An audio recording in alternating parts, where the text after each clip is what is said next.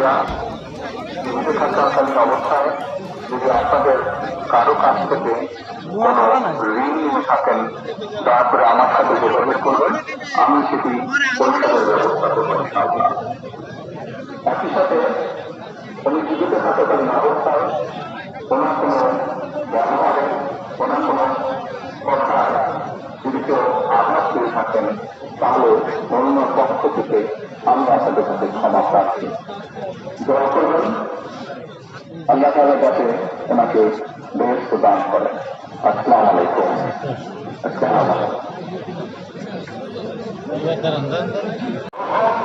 এবং মুসলিম বিশ্ব দ্বিতীয় নারী প্রধানমন্ত্রী গণতন্ত্রকে ভালোবেসে তিনি গণতন্ত্রের পুরো প্রতিষ্ঠার জন্য লড়াই করেছেন এবং দায়িত্বকে গণতন্ত্রকে কার্যকর করার উদ্যোগ করেছেন দেশ বিদেশের গণতন্ত্রকারী